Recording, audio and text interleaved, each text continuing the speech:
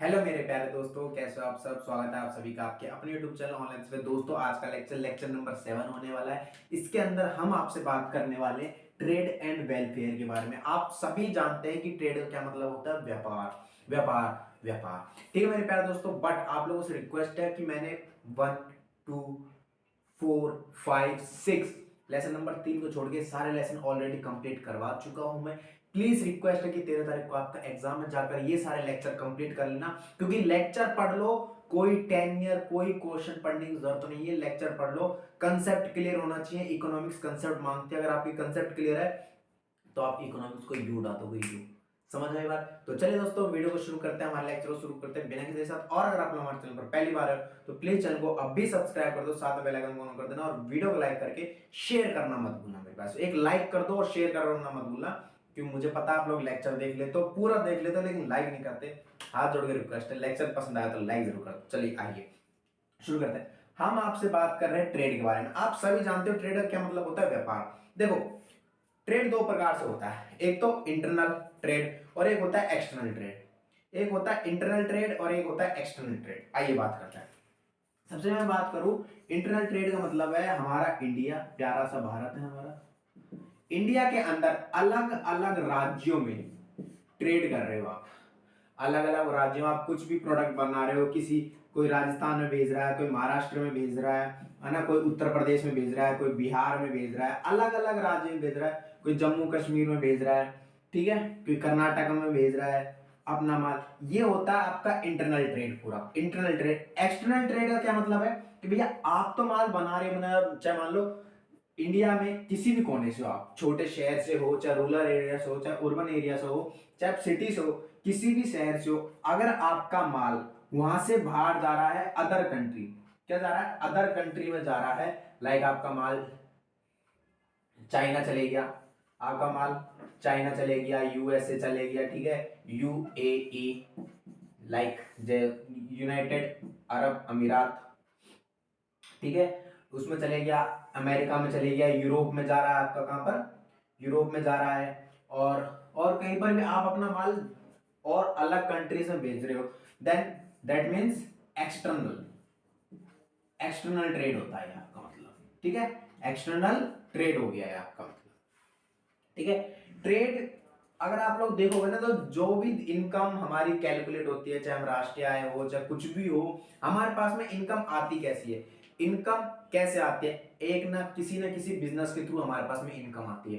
कैसे, कोई private job वाला बंदा है, वो क्या करता है, प्राइवेट जॉब वाला बंदा क्या करेगा, किसी कंपनी में जाएगा, इंटरव्यू देगा, जॉब लेगा, इनकम लेगा, वहां से अपनी सैलरी लेगा, जो हमारे राष्ट्रीय आय में कैलकुलेट होगी, या फिर उस स्टेट की आय में कैलकुलेट होगी जहां पर वो काम कर रहे हैं, फिर उस एरिया की आय में कैलकुलेट होगी, वहां पर वो उस एरिया की एग्रीगेट इनकम में कैलकुलेट होगी।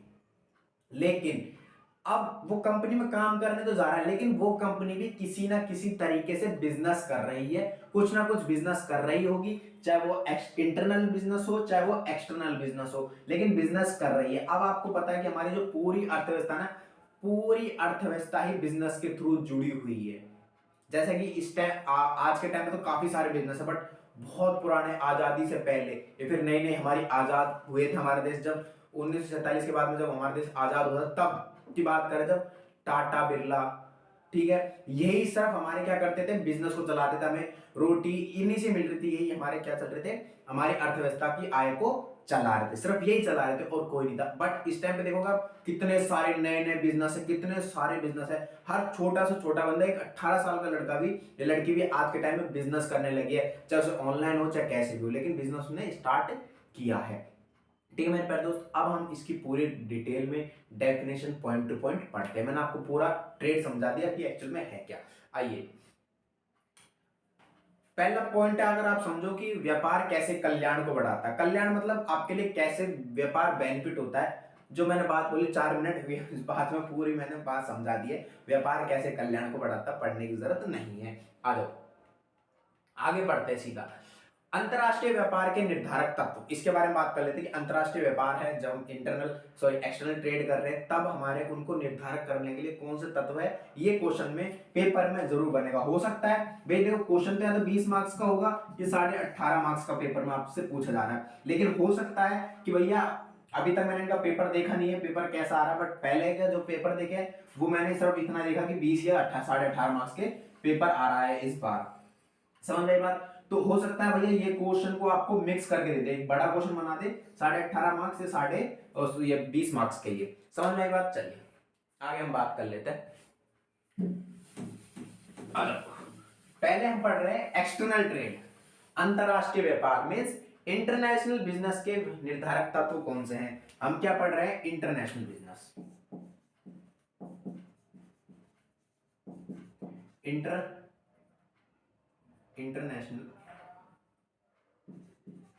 इंटरनेशनल बिजनेस को निर्धारक करने के तत्व हम यहां पर पढ़ रहे हैं। ठीक है, चलिए पहला तत्व देख लेते हैं। पहला क्या है? तुलना। पहले इसको डेफिनेशन समझो। यहां पर बोला है अंतरराष्ट्रीय व्यापार विभिन्न कारकों से प्रभावित होता है। यह अर्थशास्त्रीय अक्सर वैश्विक व्यापार के पैटर्न और रुझानों को समझने के लिए इन निर्धारकों का अध्ययन करते हैं। अंतरराष्ट्रीय व्यापार के मुख्य निर्धारक तत्व ये रहे। शामिल क्या है? पहला क्या है? तुलनात्मक लाभ। सबसे पहले इसके अंदर क्या आता है? लाभ हमारा तुलनात्मक यानी बैलेंसिंग प्रॉफिट, आप इसमें बोल सकते हो तुलना।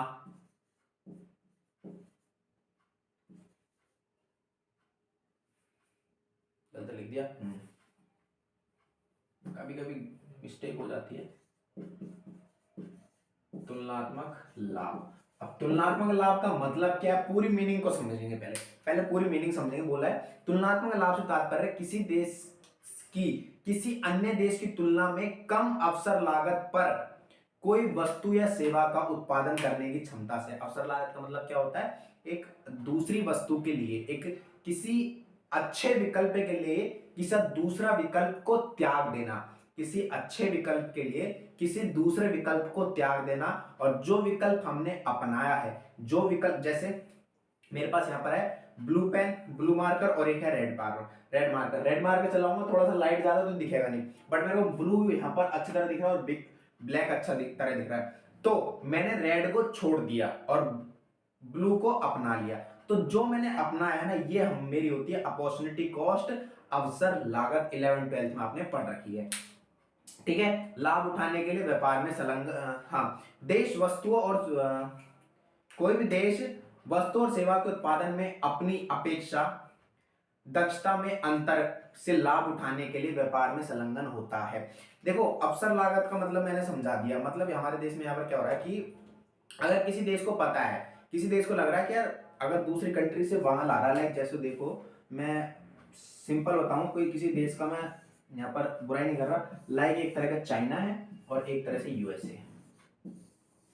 ठीक है, हमें मान लो मोबाइल फोन मिल रहा है, अगर हम मोबाइल फोन मंगाए, कोई भी मोबाइल फोन देख लो कहीं पर आजकल हर जगह मोबाइल फोन क्या हो गए, बनने लगे। लाइक मैं अगर ओप्पो की बात करूं, ओप्पो फोन बाहर से मंगाएंगे, क्या लिखा हुआ आएगा? मान के चलो चाहे ओप्पो चाइना यूएसए में नहीं बनता, लेकिन मैं बता रहा हूं हम इंडिया की बात कर रहे हैं और ये इंडिया रहा आपका। ठीक है, ये इंडिया रहा। तुलनात्मक लाभ समझाना चाहता हूं मैं आपको, समझो। इंडिया के लिए, इंडिया को चाहिए ओप्पो के फोन का स्टॉक चाहिए काफी सारा। ठीक है, लेकिन ओप्पो के फोन दो कंट्री बना रही, कौन? एक कंट्री बना रही है चाइना, एक कंट्री बना रही है यूएसए। अब चाइना का प्रोडक्ट आप लोग जानते ही हो, चाइनीज कैसे प्रोडक्ट बनाते हैं ना। चाइना के प्रोडक्ट होते कैसे, जल्दी खराब भी हो जाते हैं लेकिन चलने वो लंबे समय तक चल जाते हैं। बट एक तरफ में इंडिया सोचेगा यार एक तो ओप्पो को देख रहे हैं कि ये 15,000 का फोन दे रहे हैं, बट यार ये चाइनीज माल है। लेकिन यहाँ पर यूएसए वाले कह रहे हैं कि हम 14,000 का एक फोन दे देते हैं आपको, ठीक है, और आपको बेटर क्वालिटी दे रहे हैं। तो इसने सोचा यार चाइना से माल नहीं लेते हैं। चाइना से माल जो इन्होंने छोड़ा है और जो ये माल अपनाया है, ये इंडिया के लिए अवसर लागत होगी। तो अपने सर्वोत्तम विकल्प को चुनने के लिए जो विकल्प छोड़ दिया जाए, दैट इज अवसर लागत। समझ में आई? तो ये यहां पर बात बोल गई है। आइए दूसरा है कारक निधि। कारक निधि क्या होती है, इसको पढ़ लो। दूसरा क्या है आपका? कारक निधि। दूसरा पॉइंट है कारक निधि। क्या कर दिया, कारक नीति। आइए अब इसको समझ लेते हैं। क्या बोला है, भूमि, श्रम और पूंजी जैसे उत्पादन के कारकों की उपलब्धता और वितरण किसी देश के तुलनात्मक लाभ को निर्धारित करने में महत्वपूर्ण भूमिका निभाती है। देखो भूमि, श्रम और पूंजी, ये तीन चीज, मैं क्या बात कर रहा हूं यहां पर, तीन चीज बात करिए इसके अंदर। क्या, एक तो लैंड, ठीक है, लेबर एंड कैपिटल मींस पूंजी। ये तीन चीज जिस भी देश के पास में ये तीन चीज बहुत ही अच्छी है ना, गारंटी कह रहा हूं वो उसका प्रॉफिट वो हर साल हर महीने में कमा सकता है। कैसे, सबसे पहले अगर मैं बात करूं भूमि की, जब हमारा देश आजाद नहीं था ना, तब भी और अब भी हमारा देश के अंदर जो मिट्टी है और जो भूमि है सबसे उपजाऊ भूमि मानी जाती है, सबसे उपजाऊ भूमि मानी जाती है हमारे देश के अंदर। और हमारे देश के ही अंदर सबसे ज्यादा लेबर है, सबसे ज्यादा लेबर हमारे देश के अंदर ही है। और हमारे देश से ही लेबर बाहर जाते हैं अदर कंट्रीज में। अब अदर कंट्रीज में जाएंगे, उनकी करेंसी अपने देश में आएगी तो हमारे लिए प्रॉफिट है। सिंपल सी बात है, लास्ट वीडियो में बताया हुआ है, हमारे लिए प्रॉफिट है। लैंड के लिए क्या होगा, बाहर की कंट्रीज आएगी हमारे देश में इन्वेस्ट करेगी, हमारे देश से कच्चा माल लेगी, क्योंकि हमारा भूमि अच्छी है, हमारे देश की भूमि अच्छी है। इंडिया के लिए एक लाइक जरूर कर देना। आ जाओ, कैपिटल तो ही, जब आपको पता है कि भैया दो चीज हमारे पास में अच्छी है, तीसरी चीज तो ऑलरेडी अच्छी होगी, कैपिटल। सिंपल सी बात हुई यहाँ पर, ठीक है। तकनीकी अंतर, ये बहुत है, ये एक अलग अंतर है हमारा टेक्नोलॉजी में, चाहे पहले नहीं हो लेकिन आज के टाइम में इंडिया टेक्नोलॉजी में किसी से भी कम नहीं है। क्या मैं बोल रहा हूं, तकनीकी अंतर, आज के टाइम पे इंडिया किसी भी टेक्नोलॉजी में पीछे नहीं है। इक्की दुक्की होगी बट धीरे धीरे ठीक हो जाएगी। पढ़ते क्या बोला है, तकनीकी क्षमता में असमानता किसी देश की वस्तु और कुशलता पूर्वक उत्पादन करने की क्षमता को प्रभावित करती है। यस, अगर भैया आपको पता है किसी देश के पास में अगर टेक्नोलॉजी अच्छी नहीं है, लाइक कोई भी आप देश ले लो, कोई भी देश, लाइक मैं मान लेता हूँ भूटान, यार बहुत गरीब देश, बहुत गरीब, और इसी कंपैरिजन में हम लेते हैं इंडिया। अब हमारे पास में है अच्छे प्रोडक्ट बनाने की मशीन, जैसे मैं बोलूं शर्ट्स, हम बोल सकते हैं शर्ट्स, ये एग्जांपल मेरे बहुत दिमाग में रहता है यार। शर्ट्स हमारा देश बना देगा और बहुत ही जल्दी से बना देगा, बिकॉज हमारे देश के पास में भूटान से अच्छी टेक्नोलॉजी है। हमारे देश के पास में भूटान से अच्छी टेक्नोलॉजी है। समझ में आई बात, ये टेक्नोलॉजी अंतर है। जिस भी देश के पास में टेक्नोलॉजी अच्छी होगी उसका लाभ अच्छा होगा, किसमें, इंटरनेशनल बिजनेस में, ये बात ध्यान रखना। अब इसके अकॉर्डिंग आप चाहे हमारे देश को कंपैरिजन कर लो यूएसए के साथ, चाइना के साथ, यूरोप के साथ, ठीक है। आ जाओ, परिवहन और संचार अवसरण, अरे बहुत सिंपल है, परिवहन यानी ट्रांसपोर्टेशन। देश में ट्रांसपोर्टेशन अच्छा होगा तो माल जल्द से जल्द और टाइम टू टाइम पहुंच जाएगा। बहुत सिंपल लैंग्वेज में लिखा हुआ है मैंने ना। सरकारी नीतियां और व्यापार बाधाएं, आपको पता है बिजनेस एक ऐसी चीज है जहां पर ना कैसी न कैसी बाधाएं आती रहती है, चाहे समुद्री हो, चाहे आग लगना हो, चाहे कुछ भी हो, चोरी चकारी हो, हर तरह की बाधाएं होती है। लेकिन वहां पर एक चीज होती है, गवर्नमेंट पॉलिसीज। गवर्नमेंट पॉलिसीज भी बहुत ज्यादा अंतर लगाती है। लाइक जैसे अभी जो ट्रकों के लिए हड़ताल करती थी ट्रक ड्राइवर्स ने, उस टाइम पर क्या हुआ था कि जितना मतलब 3-4 दिन तक चली थी, मैं शायद है ना 3-4 या 5 दिन तक चली थी, इतनी याद नहीं, लेकिन उस टाइम क्या होता है हमारे देश में काफी ज्यादा बिजनेस है जो छोटे छोटे ट्रकों से काम चलाते हैं। आपने लाइक अमेजोन, फ्लिपकार्ट के डिलीवरी वाले जो बड़ी बड़ी ट्रकों में अपना माल को इंपोर्ट एक्सपोर्ट करते हैं, अलग राज्य में शिपिंग करते हैं, उनको बहुत बड़ा इंपैक्ट पड़ा था इस एरिया में। बट उनका बिजनेस थोड़ा चलता रहता क्योंकि बाइकर थे, बाइकर डिलीवरी वाले बाइकर थे, लेकिन जो ट्रक से डिलीवरी होती थी बड़े बड़े सामानों की वो नहीं हो पाई क्योंकि ट्रक वालों ने स्ट्राइक कर दी थी वहां पर, ठीक है। तो वहां पर इंपैक्ट पड़ा है किसको, जो डिलीवरी करते हैं, ज्यादातर वो जो डिलीवरी करते हैं जिनका रात दिन डिलीवरी का काम होता है, तो ट्रक वालों की स्ट्राइक से उनको इंपैक्ट पड़ा।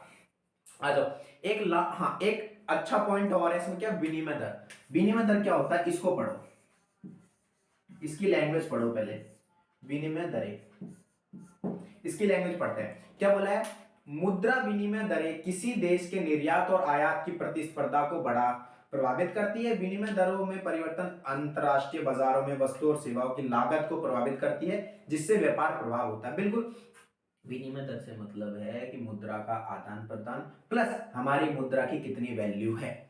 जैसे डॉलर ज्यादा है, इंडियन करेंसी कम है, वैसे समझ में आई बात। चलिए आगे बढ़ते हैं, आगे बढ़ते हैं, ये खत्म, ठीक है। आ जाओ, अब इंपॉर्टेंट पॉइंट पढ़ लो, आ जाओ।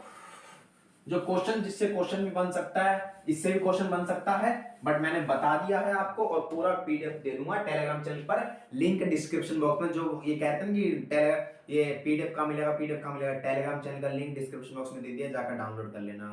क्या पीडीएफ नोट्स बकायदा लिखा हुआ है साफ साफ, SOL first semester introductory micro economics lesson 6 lesson 1 lesson 2, please ढूंढो। आ जाओ, अब एक क्वेश्चन देखो, क्वेश्चन या आप टॉपिक देख लो कि व्यापार के बिना संतुलन। क्या बोला? व्यापार के बिना संतुलन, मतलब देश की अर्थव्यवस्था की बात हो कि व्यापार के बिना संतुलन कैसे हो सकता है, और व्यापार के साथ संतुलन। भाई एक है इक्विलिब्रियम विद ट्रेड और इक्विलिब्रियम विदाउट ट्रेड, बहुत ही इंपॉर्टेंट टॉपिक है, बहुत ही इंपॉर्टेंट पॉइंट है, पढ़ना जरूर है इसको, ठीक है। चलो अब अच्छे से डिटेल में समझते हैं इसको, आ जाओ।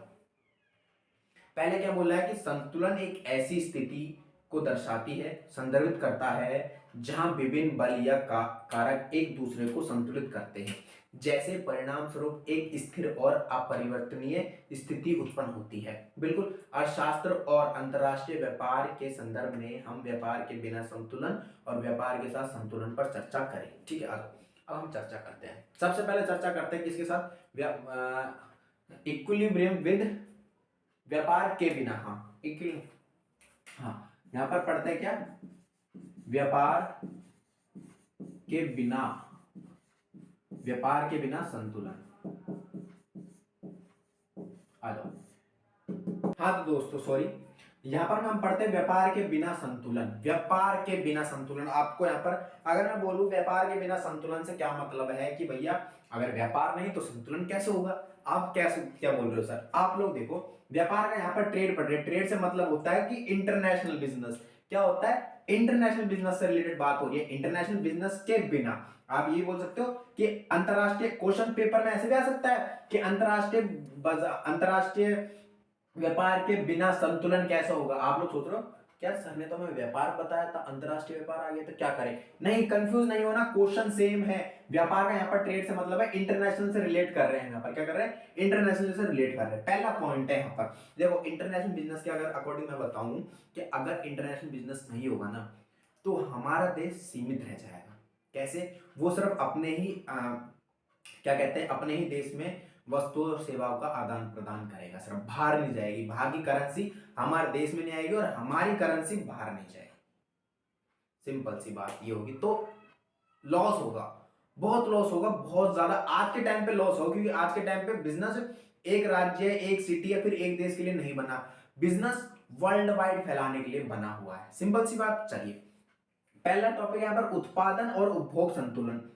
पहला इसमें कारक है उत्पादन और उपभोग संतुलन। इसका क्या मतलब है? देखो, उत्पादन और उपभोग संतुलन से मतलब होता है कि हमारे देश के अंदर, मतलब घरेलू अर्थव्यवस्था के अंदर जितनी भी वस्तुएं और सेवा उत्पादित हो, जितनी भी वस्तुएं और सेवाएं उत्पादित हो और उन पर टोटल खपत हो जाए, मतलब जितने उत्पादित हुई और उतना ही उनका उपभोग कर लिया कंज्यूमर ने, तब हमारा देश संतुलित हो जाएगा, अर्थव्यवस्था संतुलन में आ जाएगी। ठीक है, पहला केस आपको समझ में आया? ये मैं पढ़ के समझा देता हूं। क्या बोला है कि बंद अर्थव्यवस्था, बंद यानी हमारे देश की अर्थव्यवस्था में उत्पादन और खपत घरेलू कारकों जैसे संसाधन, प्रौद्योगिकी और प्राथमिकता द्वारा निर्धारित होंगे। भाई घरेलू हमारे पास में प्रौद्योगिकी भी है, प्राथमिक भी है, और हमारे पास में प्रौद्योगिकी वो क्या है, हमारे पास संसाधन भी, सब कुछ है।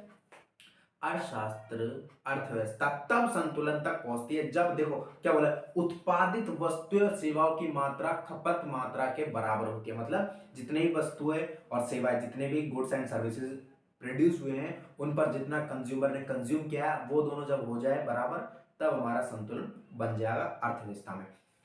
ठीक है, पहला पॉइंट आई होप क्लियर हो गया होगा।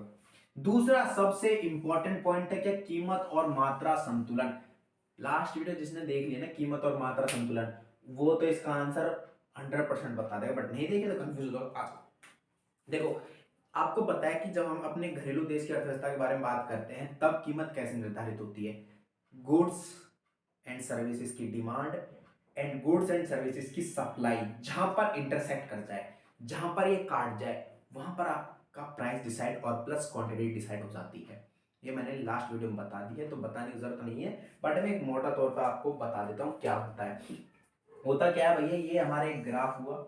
हमारी डिमांड क्या होती है? ऊपर से नीचे आती है। भैया क्या बोला है कि जितनी अर्थव्यवस्था के अंदर डिमांड हमने करी है उतनी अगर सप्लाई हो जाए तो हमारे पास में फाइनल कीमत डिसाइड हो जाएगी और फाइनल क्वांटिटी डिसाइड हो जाएगी। तो ये हमारी प्राइस होगी और ये हमारी क्वांटिटी होगी।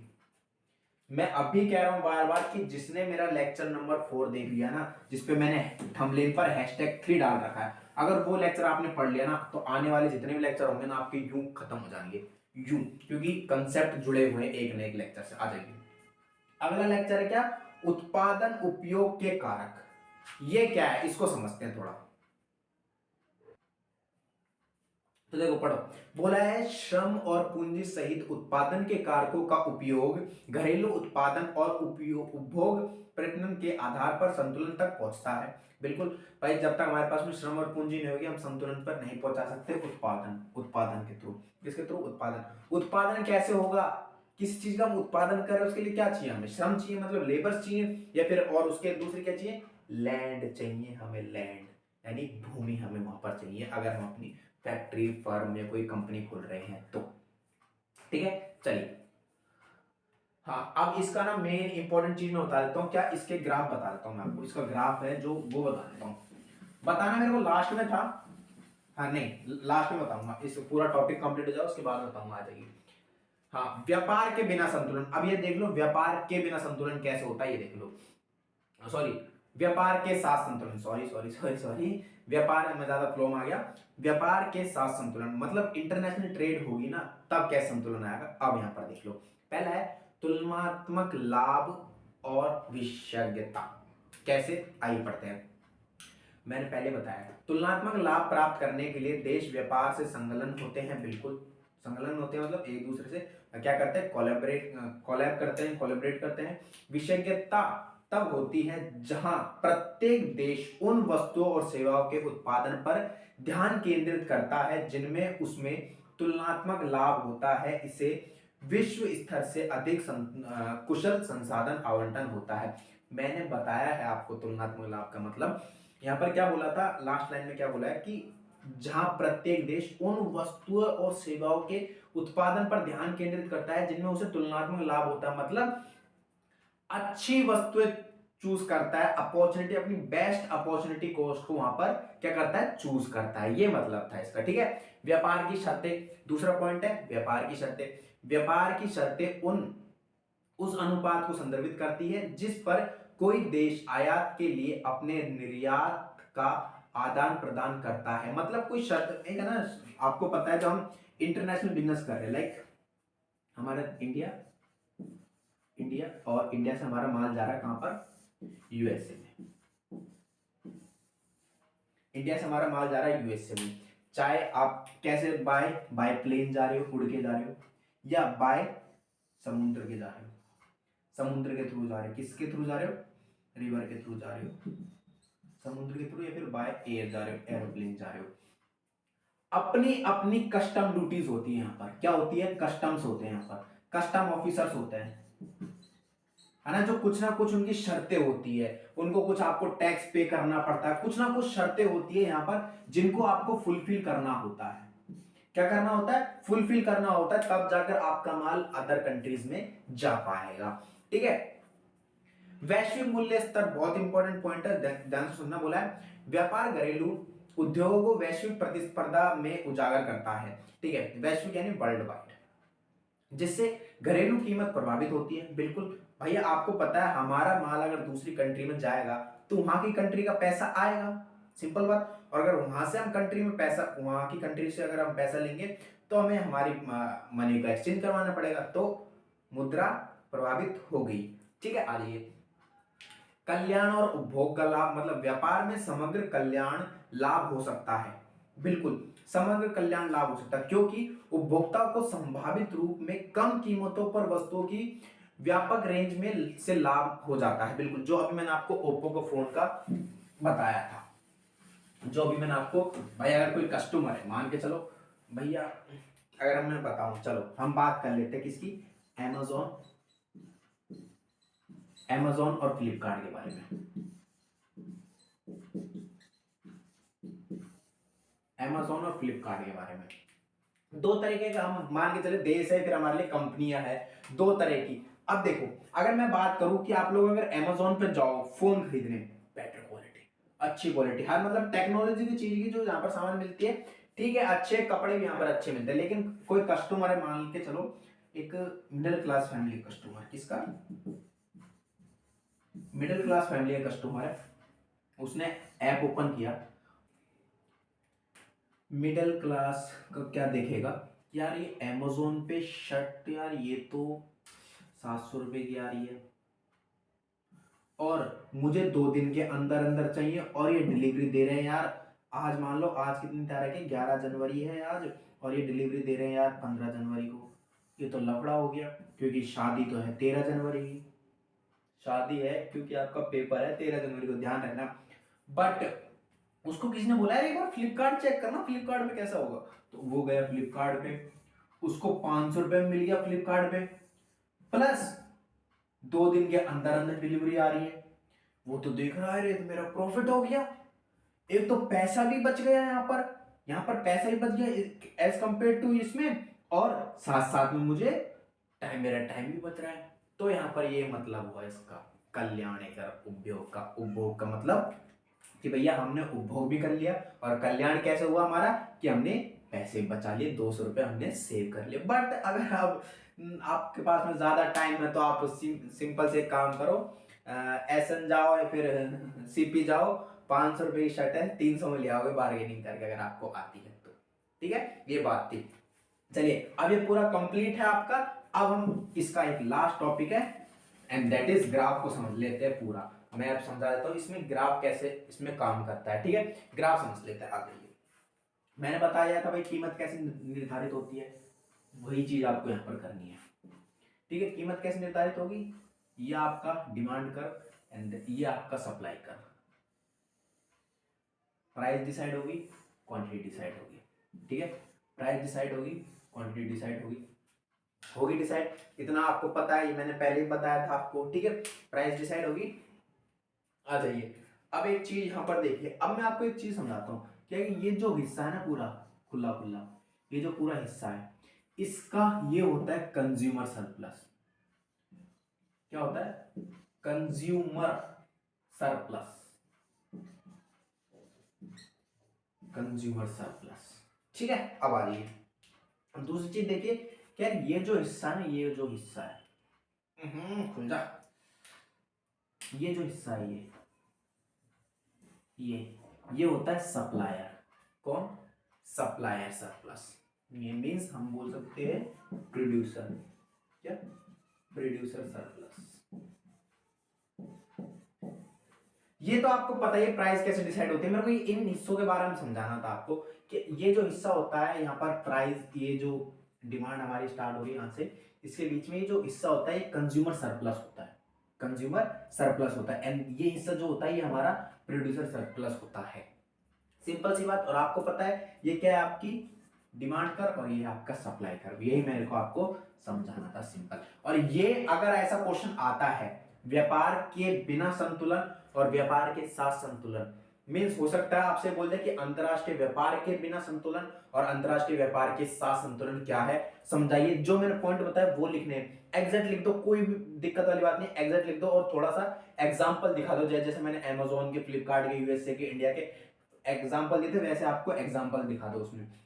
दूसरा, लास्ट में ग्राफ बना दो, अगर 18 मार्क्स का है ना, और आपकी राइटिंग अच्छी है, गारंटी दे रहा हूं 18 में से 18 मार्क्स आपके कोई नहीं काट सकता, ये मेरी गारंटी है, अगर ये क्वेश्चन आ गया तो। ठीक है मेरे प्यारे दोस्तों, बाकी पीडीएफ है जो आपको टेलीग्राम चैनल पर मिल जाएगी, लिंक मैंने डिस्क्रिप्शन बॉक्स में दे दिया है। और यार प्लीज, अगर लेक्चर अच्छा लगा है ना, मैंने बहुत मेहनत किया, आपसे रिक्वेस्ट है कि आप पूरी तो आपने देख ली, लेकिन प्लीज अब एक लाइक जरूर कर दो, साथ में शेयर कर दो, और हमारे चैनल को सब्सक्राइब जरूर कर दो। थैंक यू सो मच मेरे प्यारे दोस्त।